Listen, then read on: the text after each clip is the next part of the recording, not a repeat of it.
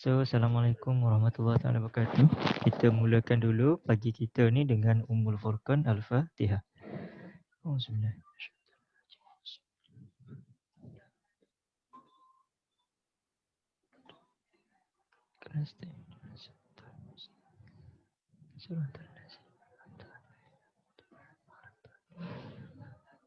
Okey.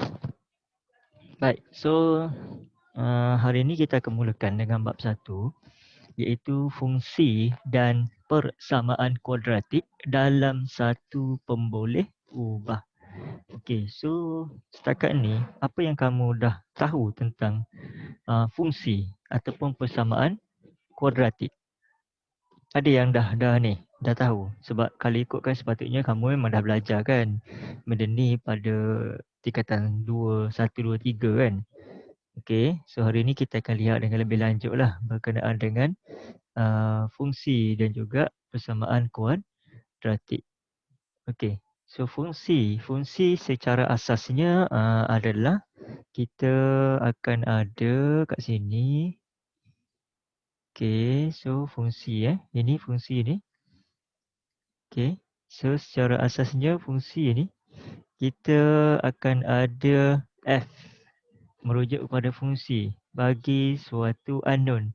Okey, x itu merujuk kepada unknown untuk suatu persamaan. Yang di belakang ni adalah kita punya persamaan.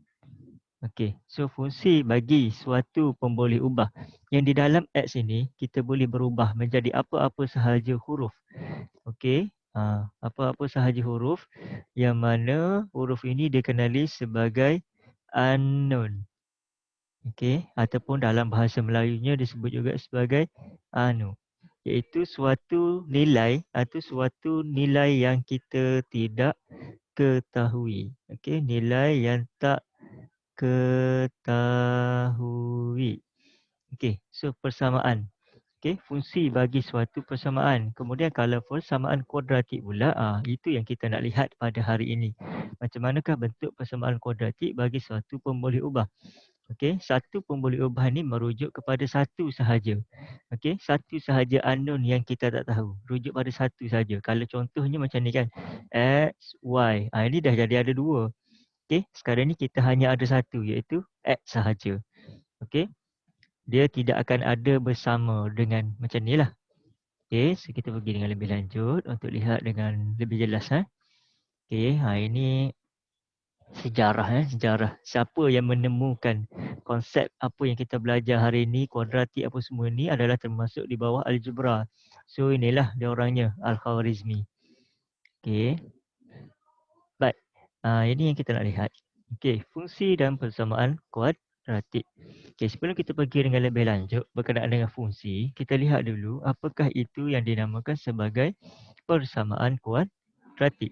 Secara asasnya, dalam garisan, kita ada beberapa jenis. Okey, garisan garis kita ada beberapa jenis. Okey, secara asasnya kita ada 4 jenis. Okey, yang pertama kita ada garis lurus. Okey, kita ada garis lurus ataupun nama lainnya kita sebut sebagai linear. Yang kedua, kita ada garis cengkung ataupun garis cembung. Yang itu yang dinamakan sebagai garisan kuadratik. Macam mana bentuk garisan dia? Okey, sama ada bentuk dia begini ataupun bentuk dia begini. Dia ada dua. Sama ada dia dalam keadaan ni macam ni macam bentuk muka masam ni kan. Okey, macam ni bentuk muka masam ataupun bentuk macam ni, iaitu bentuk senyum. Yang ketiga, kita ada apa yang dinamakan sebagai graf kubik. Okey, bukan kubik kubik.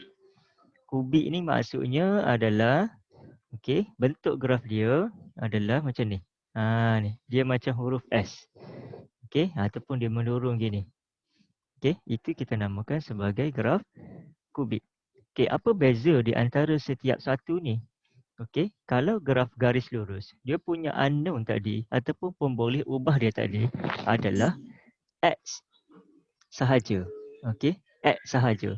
Manakala kalau kuadratik, dia punya pemboleh ubah dia adalah X kuasa 2. Okey, bezanya adalah pada dia punya kuasa. Kalau ni X kuasa 1 ataupun kita tak tulis sebagai X kuasa 1, kita hanya tulis sebagai X sahajalah.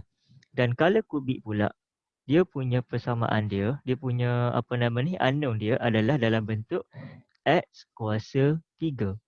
Okey, so setiap satu tu dibezakan oleh dibezakan oleh dia punya ni kuasa dia ni, indeks dia. Okey, so itulah yang menentukan kepada bentuk-bentuk graf yang 3 ni. So apa yang kita nak lihat pada pagi ni adalah berkenaan dengan graf kuadratik. Okey, macam mana kita nak mengenali kuadratik, persamaan kuadratik dengan lebih jelas. Kita akan lihat yang pertama dalam bentuk fungsi, yang kedua dalam bentuk persamaan. Okey, so di sini dia ada bagi contoh. Okey, ni. Apabila kita melakar sebiji bola yang ditendang oleh seorang pemain. Okey, so biasanya bola kan, kalau orang tendang, dia akan jadi macam ni kan. Okey, dia akan jadi macam ni.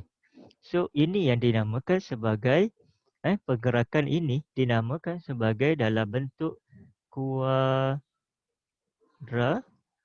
Sebab apa? Sebab dia dalam bentuk parabola. Dalam bentuk parabola iaitu melengkung macam ni. Itu yang dinamakan sebagai kuadratik. So benda ni kita boleh ukur dengan menggunakan kaedah persamaan dan juga fungsi bagi suatu kuadratik. Nanti kita tengok apa itu fungsi yang membezakan dia dengan persamaan kuadratik. Okey. So ini kalau kita nak tengok, kita boleh guna apa nama ni, boleh guna aplikasi dalam komputer yang dinamakan sebagai GeoGebra. Itu nanti kita akan tunjuklah kemudian. Okey. So kita pergi kepada yang berikutnya, muka surat 4. Okey, muka surat yang seterusnya Okey, so ungkapan kuadratik mempunyai kuasa 2 tertinggi. Ini kuasa tertingginya adalah 2. Okey, so bentuk arm dia adalah dalam bentuk AX. Okey, so dia ada bentuk dia. Yang pertama kita ada bentuk arm. Okey, bentuk arm dia adalah AX kuasa 2 tambah BX tambah C. Yang mana X itu merupakan dia punya pemboleh ubah. Okey, pemboleh ubah. So kat sini kita nampak dia hanya menggunakan X sahaja. Dia tak ada menggunakan selain daripada X dalam kita punya persamaan. So itu yang dinamakan sebagai satu pemboleh ubah. Okey. Contoh kalau kata dibagi macam ni. AX kuasa 2 tambah BXY tambah C. So ini kita dah ada lebih daripada satu pemboleh ubah. So kita tak nak lah. Sebab kita hanya nak melihat kepada satu pemboleh ubah sahaja. Okey. Baik. Kemudian, ini adalah bentuk arm. Apakah yang dimasukkan dengan A? Apa yang dimasukkan dengan B? Dan juga apakah yang dimasukkan dengan C ni? A, B, C ni merujuk kepada nilai. Merujuk kepada nilai. Nilai sesuatu persamaan. Dia boleh berubah-ubah. Dia boleh menjadi apa-apa sahajalah, sama ada nilai tersebut adalah dalam bentuk nombor positif, nombor negatif, nombor bulat ataupun nombor pecahan. Dia bebas. Dia boleh menjadi apa-apa nilai. Tidak ada masalah yang tu kan. Seterusnya seterusnya kita lihat dengan lebih lanjut di mana sini satu lagi syarat dia. A mestilah mempunyai nilai. Dia tak boleh jadi sama dengan kosong. Okey. A selamanya tak boleh jadi sama dengan kosong. Sebab apabila A menjadi sama dengan kosong, maka automatik X ini akan jadi terhapus. So kita tak nak. Kita nak X ini, X kuasa 2 ni mesti wujud. Tapi kalau B dan C tak ada masalah. Okey. Kalau kata B dan C ini adalah sama dengan kosong sekalipun, tidak menjadi masalah. Sebab syarat dia untuk dia menjadi persamaan kuadratik adalah dia mesti ada X kuasa 2. Okey. Ni yang ini wajib ada. Kalau yang ini tak ada, automatik dia tidak akan menjadi persamaan kuadratik. Itu akan jadi. Okey, seterusnya kita lihat. Ini contoh yang dia bagi. Okey, suatu ungkapan kuadratik. Okey, kita ada yang pertama kat sini dia bagi pada kita X kuasa 2 tambah 2X tolak 1. Okey, so kalau kita bandingkan dengan bentuk AX kuasa 2 tambah BX tambah C. Okey, sekarang ni kita lihat kan.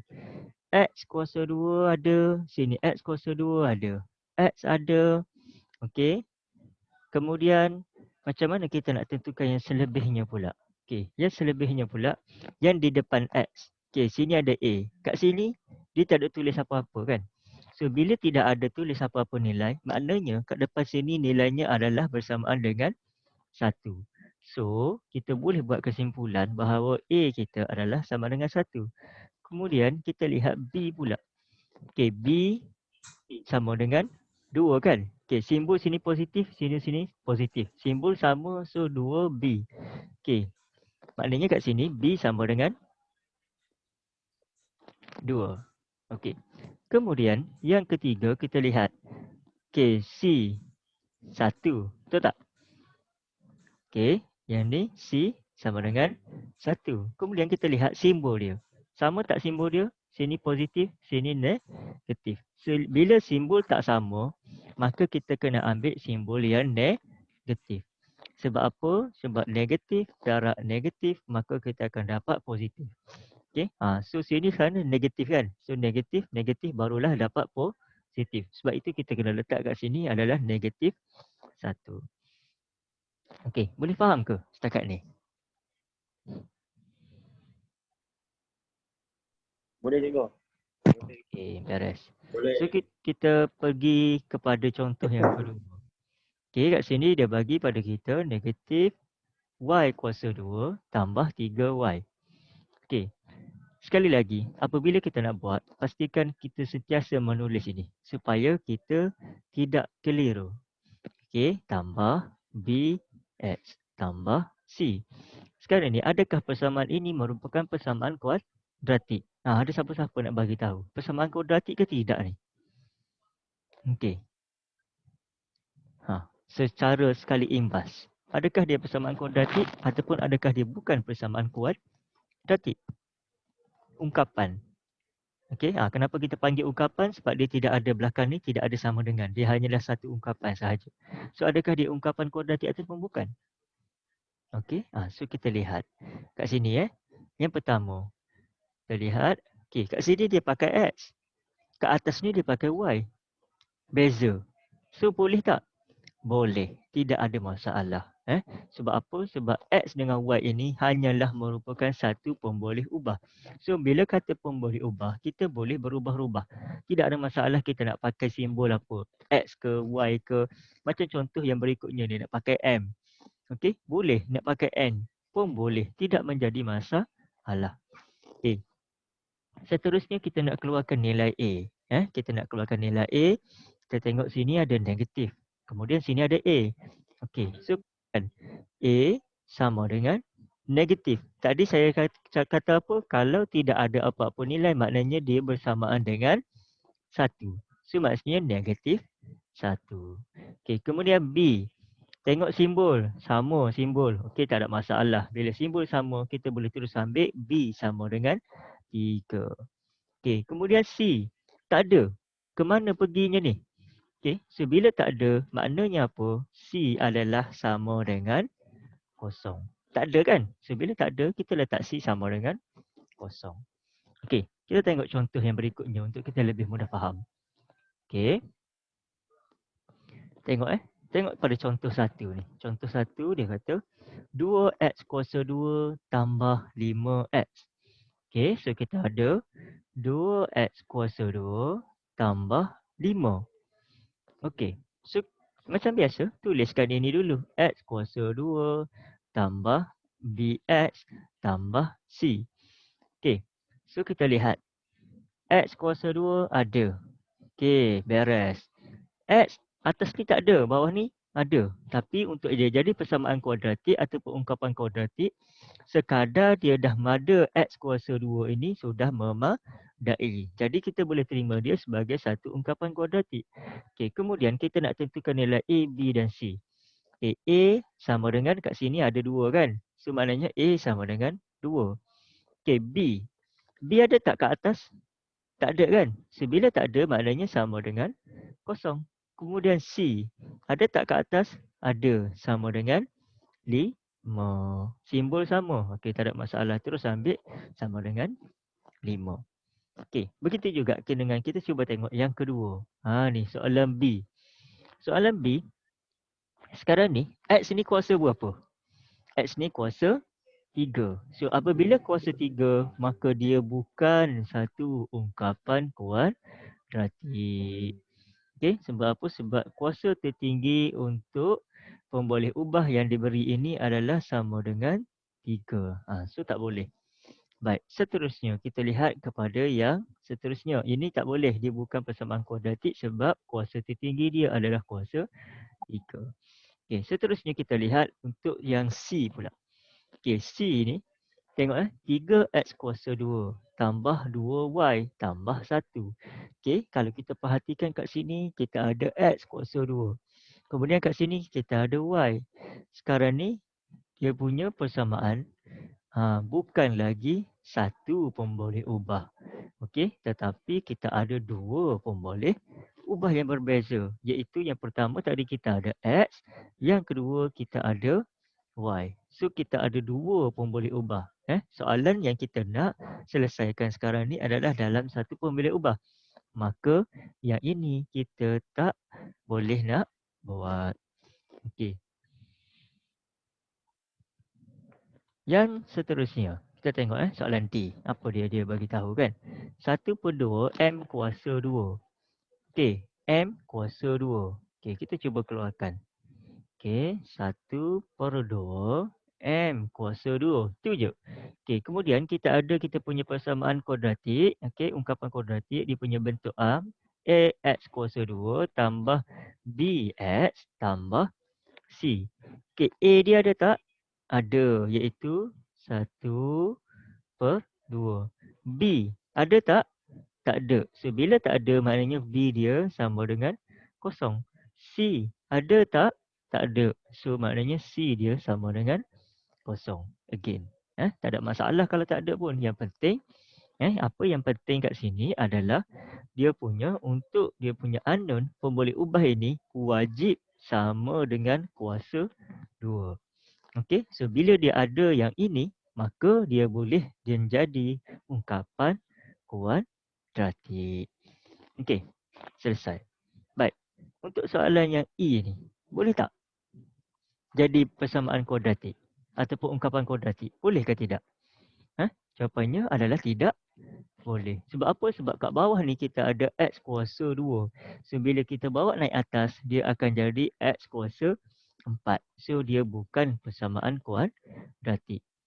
Okey, begitu juga dengan yang seterusnya. Yang ini kan, kita ada X kuasa 1/2. So dia sama sebab dia ada kuasa bukan dalam bentuk nombor bulat. Okey. Boleh ke laju sangat? Boleh Okey, kita lihat kepada yang berikutnya. Okey, ni. Kita tengok secara ringkas Yang ini saya tak pergi secara detail lah. Okey. So, tengok sekali lagi. Ni untuk kita mudah. Kita mudah nak isi. Okey, kita tengok kat sini dia bagi persamaan. AX kuasa 2 tambah BX tambah C. So, kita ada 2X kuasa 2 tolak 4. Jadi, X kuasa 2 depan dia apa? 2. So, masukkan sini 2. X. Ada tak kat sini X? Tak ada. So kalau tak ada kita letak sama dengan kosong. Belakang dia ada tak sini? Sini ada negatif 4. So kena ambil negatif 4. Masukkan. Jadi A dia sama dengan 2. B dia sama dengan kosong. C dia sama dengan negatif 4. Okey, yang ini sekali lagi kita buat sama macam yang tadi. Macam yang dia dah tunjuk ni kan. A dia ada tak kat depan ni? Ada. Okay, B dia ada tak kat depan ni? Ada. C dia ada tak kat depan ni? Ada. So maknanya dia punya jawapan A adalah sama dengan 1/2. B sama dengan 5. Dan C sama dengan negatif 3/2. Okay, dah selesai. Okay, so yang 3 lagi ni cikgu serahkan pada kamu lah untuk buat. Okay, cikgu tak bincang lah.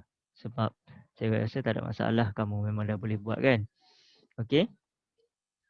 So ini tadi dia punya tu A adalah perkali untuk X kuasa 2. So bila kata perkali maknanya A itu akan mendapat suatu nilai. Okey. Ni sebagai kita punya latihan. Okey. Cikgu akan bagi masa untuk kamu buat sekejap. Lepas tu kita bincang kejap lagi. Okey. Praktis kendiri 1.1a.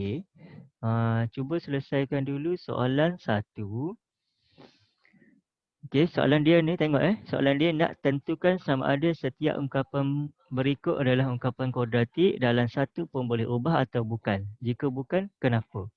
Okey, cikgu nak kamu cuba selesaikan soalan A, soalan C, kemudian soalan E, G, okey, G dan juga soalan I. Okey, berapa minit masa yang diperlukan?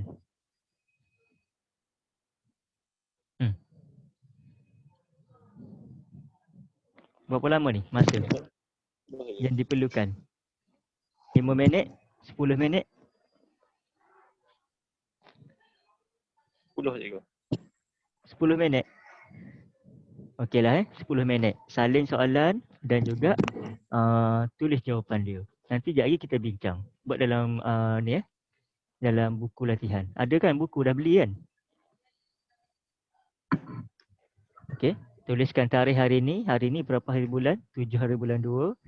Okey, so 7 hari bulan 2, 2021 hari Ahad. Okey, so cikgu bagi masa pada kamu 10 minit. Selesaikan terlebih dahulu soalan 1. A, C, E, G dan I. Tambah teruslah sekaligus nombor 2. Okey, nombor 2 ni dia nak cari nilai A, B dan C. Okey, yang ini buat soalan B, D, F, okey, F dan juga H. Okey, ni A ni dalam masa 10 minit. Okey, sekejap lagi kita bincang. So cikgu stop kat sini dulu. Nanti kita akan sambung kejap lagi.